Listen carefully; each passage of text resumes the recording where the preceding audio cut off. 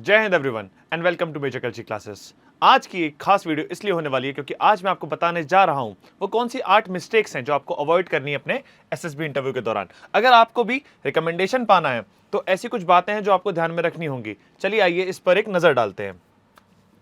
सबसे पहले हम जानेंगे कि क्यों कैंडिडेट्स रिजेक्ट होते हैं एसएसबी में। कुछ डेटा एंड फैक्ट्स आपके सामने हैं, हम एक बार इसको भी देख लेते हैं।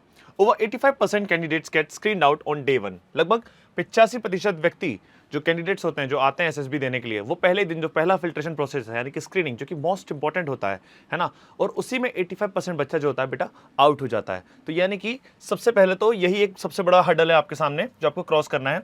Only a few candidates reach to the conference stage, है ना। मान लीजिए लगभग 200 बच्चे आए एसएसबी के लिए, उसमें से 30 को स्क्रीनिंग किया गया खाली, है ना। तो वो 30 हैं, केवल वही स्क्रीनिंग तक जा पाते हैं आउट ऑफ 200। लगभग ऐसा कुछ रेशियो होता है। हालांकि ये जो चीज़ है, ये जो डेटा है, ये अलग अलग एंट्रीज पे डिफर करता रहता है, बट ओवरऑल हमारे पास जो एक एवरेज डेटा है वो ऐसा ही लगभग है 70 to 85% का। Okay, most mistakes are avoidable, मतलब कुछ ऐसी मिस्टेक्स भी हैं जिनको हम अवॉइड कर सकते हैं अगर हमारे पास पहले से इस चीज़ का ज्ञान हो कि किन चीज़ों को अवॉइड किया जा सकता है। और यहाँ पर एक कोट आपके सामने है, काफी अच्छा कोट है। It is not just about being good, it's about being rightly prepared. बिल्कुल सही बात यहाँ पे कही गई है कि मैटर ये नहीं करता कि सिर्फ आप एक अच्छे व्यक्ति हैं, मैटर ये करता है कि आप कितने अच्छी तरीके से प्रिपरेशन कर कर आए हैं इस टेस्टिंग के लिए। ठीक है, तो प्रिपरेशन बहुत ज्यादा इंपॉर्टेंट है। अगर आपको लगता है कि सिर्फ रॉ सेल्फ जाएंगे और वहां पे जाके हो जाएगा सिलेक्शन, ऐसा नहीं है भाई, क्योंकि आप कॉमन सेंस यूज करके देखिए। आज की तारीख में हर बच्चा प्रिपेयर होकर जा रहा है वहां पे, तो सभी को जरूरत है एक अच्छी प्रिपरेशन की, एक अच्छे गाइडेंस की। तो प्रिपेयर होकर जाना बहुत ज्यादा इंपॉर्टेंट है, और वो भी राइट गाइडेंस की। ऐसा नहीं कि किसी से भी गाइडेंस ले लिया, बस कुछ किताबों को पढ़ लिया, कुछ पलट लिया, कुछ पन्ने देख लिए, कुछ यूट्यूब की वीडियोस देख लिए, सिर्फ उतना काफ़ी नहीं होता है। राइट मेंटरशिप, राइट एजुकेटर से पढ़ना ही हमेशा एक अच्छी सलाह मानी जाती है। ठीक है, सबसे पहली जो मिस्टेक आपको अवॉइड करनी है वो है लैक ऑफ सेल्फ अवेयरनेस। ठीक है, यानी कि इसमें जो सेल्फ अवेयरनेस वाला पॉइंट है, उसमें लोग बाग अक्सर अपनी स्ट्रेंथ और वीकनेसेस के बारे में नहीं जानते हैं। वो ओएलक्यू उसको समझने में और अप्लाई करने में मिस्टेक कर देते हैं, है ना। जो कि इनके रियल लाइफ के एग्जांपल्स होते हैं, उनके थ्रू वो जस्टिफाई नहीं कर पाते, अपने रिस्पॉन्सेज के थ्रू जस्टिफाई नहीं कर पाते। फॉर एग्जांपल, जब आप जीटीओ में टास्क कर रहे हैं तब आपके कुछ ओएलक्यू शो हो रहे होते हैं, आप उसमें जस्टिफाई नहीं कर पाते उस चीज़ को। आप जब आंसर कर रहे हो इंटरव्यूइंग ऑफिसर को, तब आप जस्टिफाई नहीं कर पाते हो। रिटर्न रिस्पॉन्सेज जो आप साइकोलॉजिकल टेस्ट में दे रहे हो, तब आप उस चीज़ को जस्टिफाई नहीं कर पाते हो। तो जो ओएलक्यूज होते हैं ना, इनको जस्टिफाई करना बहुत ज़्यादा इंपॉर्टेंट है। एक टिप भी यहाँ पर है कि प्रैक्टिस एसडीटी, यानी कि जो सेल्फ डिस्क्रिप्शन टेस्ट, जो कि चौथा टेस्ट होता है हमारे साइकोलॉजिकल टेस्ट में, उसकी प्रैक्टिस आप घर से कर जाइए। उसका पूरा जो लिखने वाला पार्ट है, जो 5 चीज़ें हैं एसडीटी के अंदर की, आप उनको घर से प्रिपेयर करके ले जाइए, बिकॉज हेल्पफुल रहेगा आपको। ठीक है, mistake number 2, poor communication skill. देखिए, मैंने पहले की वीडियोस में बताया कि 3 चीज़ें जो कि बहुत ज़्यादा इंपॉर्टेंट है। सबसे पहले आपकी कम्युनिकेशन, जो सेकंड थिंग है वो है आपकी नॉलेज, और जो तीसरी चीज़ है वो आपकी फिजिकल फिटनेस। तो कम्युनिकेशन एक बहुत इंपॉर्टेंट पार्ट प्ले करती है पूरे एसएसबी प्रोसेस में। कुछ लोग होते हैं जो बहुत तेज़ बोलते हैं, कुछ लोग होते हैं जो धीरे बोलते हैं, बहुत ज़्यादा ही धीमा धीमा बोलते हैं, एकदम शांत आवाज़ में बोल रहे हैं। कुछ लोग बोलते हैं लेकिन उनको समझ में नहीं आता क्या बोल रहे हैं। तो एक प्रॉपर कम्युनिकेशन रखना हमेशा बहुत इंपॉर्टेंट होता है भाइयों। ठीक है, and then using complex vocabulary instead of being natural. तो यानी कि कुछ लोग होते हैं उनको अपना इंप्रेशन दिखाना होता है ना, कि सामने वाले व्यक्ति पे इंप्रेशन पड़े। जैसे कि मैं आपको एग्जांपल देता हूँ, कुछ लोग क्या करते हैं, एक कॉमन मिस्टेक है पीपीटीटी के दौरान, अक्सर बच्चे मिस्टेक करते हैं कि उस दौरान वो अपनी स्टोरी में कुछ ऐसे वर्ड्स को इंक्लूड कर देते हैं जो कि बहुत हैवी वर्ड्स होते हैं ना, जिनको वो नेचुरली यूज़ नहीं करते, कॉमन टर्मिनोलॉजीज में, कॉमन कन्वर्सेशन में यूज़ ज़्यादा नहीं करते, लेकिन फिर भी वहाँ पे लिख देते हैं ताकि एक अच्छा इंप्रेशन पड़े। और वहीं पे जब वो उस चीज़ का नरेशन करते हैं अपनी स्टोरी का, और वो फिर उसको रिकॉल करने की कोशिश करते हैं कि वो वर्ड क्या था जिससे इंप्रेशन पड़ने वाला है, वो वर्ड वो मिस कर देते हैं फिर, है ना। वहीं पे फंबल कर जाते हैं, वहीं पे उनकी सारी चीज़ों की दिक्कतें शुरू हो जाती हैं। ओके, तो यहाँ पे एक टिप ये भी है, practice group discussion with friends और रिकॉर्ड योरसेल्फ। ठीक है, तो यहाँ पे एक जो टिप दी है कि आप ग्रुप डिस्कशन में प्रैक्टिस जरूर कीजिए, पार्टिसिपेट कीजिए, लोगों के साथ मिलिए, बात कीजिए इंग्लिश में, और अच्छा कम्युनिकेट कीजिए, वॉइस मॉड्यूलेशन, अपनी वोकैबुलरी, ग्रामर, सब चीज़ को सुधार कर रखिए। ठीक है, और ऐसे ही प्रैक्टिस करते हुए आगे बढ़ते रहिए। आगे बढ़ते हैं तीसरी मिस्टेक पे, पुअर टाइम मैनेजमेंट इन साइक टेस्ट। देखिए, साइक टेस्ट लगभग आपको 2 घंटे तक चलता है। ठीक है, इसमें आपको लगातार लिखना है, तो इसकी प्रैक्टिस बहुत ज़्यादा इंपॉर्टेंट है। और कई बार क्या होता है, प्रैक्टिस बच्चे की उतनी होती नहीं है, तो कई चीज़ें वो मिस आउट कर देता है, कोई चीज़ें छोड़ देता है। जैसे कि मान लीजिए लगातार पिक्चर आ रही है 30 सेकंड के लिए, फिर आपको 4 मिनट मिल रहे हैं आपको उसके बारे में लिखने के लिए। तो कई बार बच्चा क्या करता है कि वो पिक्चर आती है जो 30 सेकंड के लिए आई है, फिर अपना लिखने लगता है और उसमें खो जाता है इतना ज़्यादा कि वो 4 मिनट में कंप्लीट ही नहीं कर पाता उस स्टोरी को। तो प्रैक्टिस बहुत ज़्यादा इंपॉर्टेंट है यहाँ पे। Okay, spending too long on one story in TAT, जी बिल्कुल वही मैंने कहा कि कई बार वो इतना खो जाता है उसको लिखने में कि काफ़ी टाइम इन्वेस्ट कर देता है, दूसरी स्टोरी का फिर मिस हो जाता है। ऐसे ही कुछ कई बार वेट और एसआरटी भी होती है जो मिस हो जाती हैं, ठीक है। देखिए एसआरटी का तो ऐसा है कि आपकी स्किल्स के ऊपर है, आप कितने लिख पा रहे हो, फिर भी मैं चाहूँगा कि आप 40 to 50 से ऊपर अब अगर आप लिख पाएँ तो ज़्यादा बेटर रहता है 30 मिनट के अंदर। वहीं जो वेट की बात है, कभी भी वेट को अवॉइड उसी सिचुएशन में करें एक तरीके से, अगर आपको उसका आंसर नहीं पता, नॉट नोन तभी लिखें जब आपको एक्चुअल में उसका मीनिंग नहीं लिखा। अदरवाइज वेट को छोड़ना, ठीक है, उसके रिस्पॉन्सेज को छोड़ना बहुत गलत माना जाता है, एक नेगेटिव इंप्रेशन पड़ता है साइकोलॉजिस्ट पे, ठीक है। Mistake number 4, being too quiet और टू एग्रेसिव। कुछ लोग होते हैं बिल्कुल शांत स्वभाव के होते हैं, ठीक है, ग्रुप में ज़्यादा बोलते ही नहीं है, तो बिल्कुल ऐसा क्वाइट बंदा भी हमें नहीं चाहिए भाई, और ऐसा एग्रेसिव बंदा भी चाहिए जो कि डोमिनेट करे, ठीक है ना। तो ये चीज़ भी है, दूसरों को सुनने समझने वाला व्यक्ति हमें यहाँ पर चाहिए। एक गुड लिसनर ही एक गुड कम्युनिकेटर होता है, ठीक है, वही अच्छे से बात कर सकता है और वही अच्छे से सुन भी सकता है, ठीक है।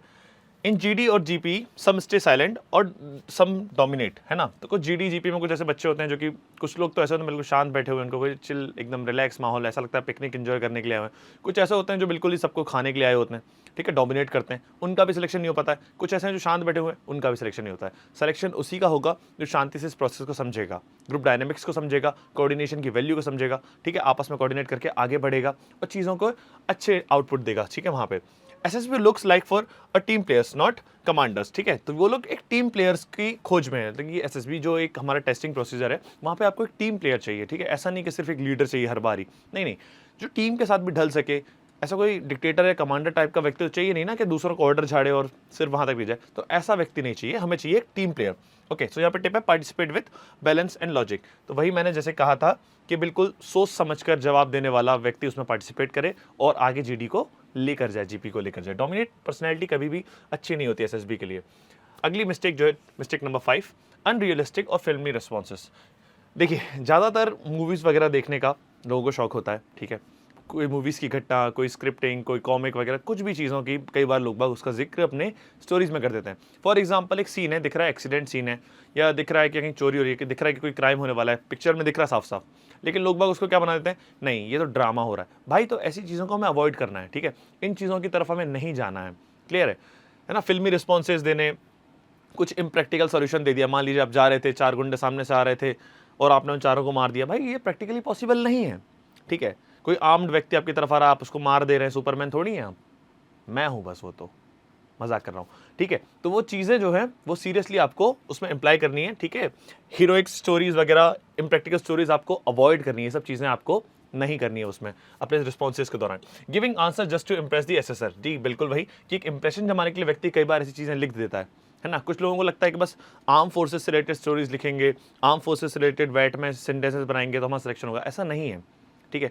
आप एक इंप्रेशन जो जमाना चाह रहे हो ना, वो पॉजिटिव की जगह नेगेटिव इंप्रेशन बन जाता है, तो इन चीज़ों को आप अवॉइड कीजिए, ठीक है। टिप, तो यहाँ पे टिप जो है आपके लिए वो है कि आप रियलिस्टिक रहें और रिलेटेबल रहें अपने रिस्पॉन्सेज के दौरान में। फिर आती है mistake number 6, poor body language. देखिए बॉडी लैंग्वेज एक बहुत ही इंपॉर्टेंट एस्पेक्ट है आपके एसएसबी इंटरव्यू का। एक अच्छी बॉडी लैंग्वेज, एक अच्छा पोस्चर, एक अपराइट पोजीशन रखनी बहुत मायने रखती है। जब आप बैठते हैं, आप उठते हैं, जब आप बात करते हैं, आपके हैंड जेस्चर्स, आपका मूवमेंट, सब कुछ वहाँ पे एसेस होता है, वहाँ पे सब चीज़ें देखी जाती हैं कि आप कैसे हैं, ठीक है। और जैसे कि मैंने पहले की वीडियोस में बताया, कम्युनिकेशन स्किल्स में सिर्फ 2 तरह की होती हैं, एक वर्बल और नॉन वर्बल, ठीक है। तो वर्बल वो है जो आप मौखिक रूप से बोल रहे हैं, और नॉन वर्बल वो है जो आप इंप्लाई करके दिखा रहे हैं अपने कर्मों के थ्रू, ठीक है। वो भी जेस्चर्स हैं, सब चीज़ें हैं, वो सब उसमें पावर ऑफ एक्सप्रेशन में काउंट हो जाती हैं, ठीक है। बिना बोले भी कई चीज़ें सामने आ जाती हैं।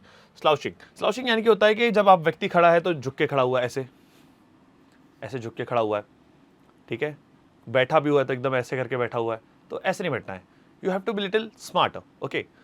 एक स्मार्ट आउटलुक आपको देना पड़ेगा। आप जब खड़े हैं तो आपकी छाती बाहर की तरफ होनी चाहिए, चेस्ट अप, चिन अप होना चाहिए एकदम, है ना, अपराइट पोजीशन होल्ड करी होनी चाहिए, एक स्माइल चेहरे पे होनी चाहिए, जिससे कि एक अच्छा इंप्रेशन पड़े आपका, ठीक है। तो ये चीज़ें आप ध्यान में रखिए इस चीज़ के बारे में, है ना। लैक ऑफ आई कॉन्टैक्ट, कुछ लोग होते हैं नरेशन दे रहे होते हैं और आसमान में देख रहे हैं, ऐसे करके देख रहे हैं, ऊपर देख रहे हैं, दीवालों पे देख रहे हैं, इंटरव्यू सामने सवाल पूछ रहे हैं, आपकी आंखें ऊपर जा रही हैं, ऐसा नहीं करना है। आई कांटेक्ट मैच करते हुए बात करनी है, ठीक है। आई कांटेक्ट में बाइंड करना है ताकि सामने वाला व्यक्ति आपसे कनेक्टेड फील कर सके। और जब आप दूसरे की आंखों में देखते हैं, आपको उसका पूरा शरीर दिखाई देता है, तो इसलिए आई कांटेक्ट बहुत ज़्यादा इंपॉर्टेंट होता है, याद रखिए। और नर्वस जेस्चर, जैसे कि आप बैठे हुए हैं, आपके हाथ काँप रहे हैं, पैर काँप रहे हैं, ठीक है, आप अपने ही घुटने को ऐसे ऐसे कर रहे हैं पैर से, हाथों से मतलब, है ना, आपका पैर का मूवमेंट ज़्यादा हो रहा है, आप हाथों को पैरों को ऊपर नीचे कर रहे हैं, कभी ऐसे खुजा रहे हैं, कभी ऐसे कर रहे हैं, नर्वसनेस का साइन है सारे, है ना, नर्वसनेस के ये साइन है, तो आपको इनको अवॉइड करना है, ठीक है। तो ये सब होगा जब आप प्रैक्टिस करेंगे, जब आप प्रैक्टिस करेंगे लोगों के सामने, ठीक है। अकेले कमरे में बैठ के बस शायद कम्युनिकेशन एक बार को सुधारा जा सकता है, लेकिन ये जो चीज़ें हैं ये आपको तभी सुधरेंगी जब आप ग्रुप के सामने जाके खुद को खड़ा कर पाएंगे, ठीक है। ऐसे ही टीम्स चीज़ें आपको करनी पड़ेंगी, है ना। थोड़े अंडर कॉन्फिडेंट होते हैं, वॉक भी एकदम आराम आराम से करते हैं casually.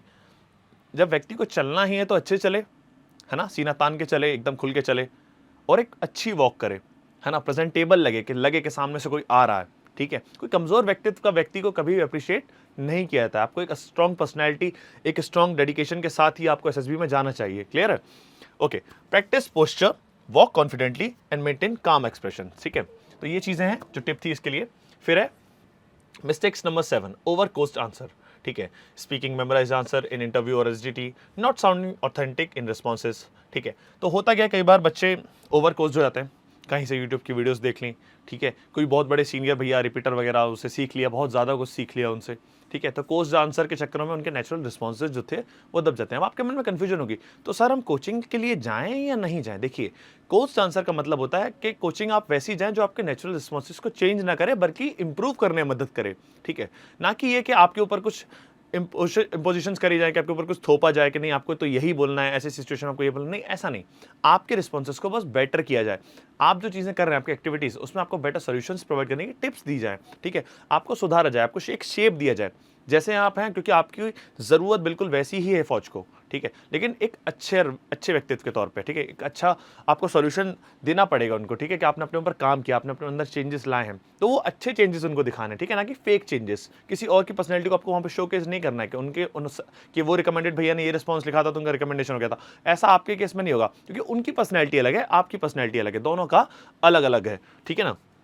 So be original and use coaching for guidance, okay. Copy ना कीजिए ऐसी चीज़ों को, तो यही है वो 7वीं mistake, okay. Trying to fake OLQs, कुछ लोग होते हैं जो OLQs को फेक करने की कोशिश करते हैं। देखिए, पहली बात, OLQs फेक हो नहीं पाते हैं, बट फिर भी कुछ लोग लगे रहते हैं इस प्रोसेस में कि हम OLQs को फेक करेंगे, शायद हमारा सिलेक्शन हो जाएगा। नहीं, वो लोग बहुत स्मार्ट हैं, उनके पास काफ़ी सारा एक्सपीरियंस है, तो आपको ये चीज़ें इनबिल्ड करनी पड़ेंगी अपने अंदर, ठीक है, अपने अंदर बनानी पड़ेंगी, अपने अंदर ढालनी पड़ेंगी, लानी पड़ेगी प्रैक्टिस के थ्रू, है ना, कंटिन्यूस रिगरस प्रैक्टिस के थ्रू आपके अंदर आएगी, ठीक है।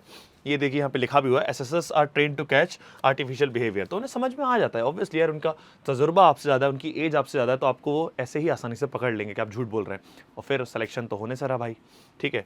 Develop genuine OLQs through real life experiences, ठीक है। तो जो जेन्युइन OLQs हैं वो आपको अपनी जीवन के दौरान आपको मिल ही जाएंगे, ठीक है। आपके सबके अंदर होते हैं, देखिए मेरी बात समझिए, सबके अंदर OLQs होते हैं। बात है तो बस ये कि आप कैसे दिखा पाते हैं, आप शोकेस कैसे कर पाते हैं डिफरेंट टास्क के दौरान में, ठीक है। OLQs सारे के सारे सबके अंदर, अगर आप कभी भी OLQs का चार्ट देखेंगे 15 OLQs का और सारे ही चारों फैक्टर्स का, तो वो समझ में आएगा कि आपके अंदर सब कुछ है, बट द थिंग इज कि आप उसको अच्छे से शोकेस नहीं कर पाते हो। क्लियर है? तो इसीलिए जरूरत पड़ती है गाइडेंस की। और जब बात आती है गाइडेंस की, तो पूरे इंडिया में जो सबसे बेस्ट गाइडेंस आपको मिलता है वो भी एक 90 डेज का अफोर्डेबल प्रोग्राम के साथ, है ना, दोनों ही इंग्लिश और हिंदी मीडियम के बच्चों के लिए, और साथ में सिलेक्शन की पूरी गारंटी जो आपको मिलती है वो मिलती है केवल मेजर कल्ची क्लासेस पे, ठीक है। और यहाँ पर आप देख सकते हैं अभी तक 1000 से ज़्यादा ऑफिसर्स का सिलेक्शन और रिकमेंडेशन हमारी मेजर कल्ची क्लासेस दे चुकी है।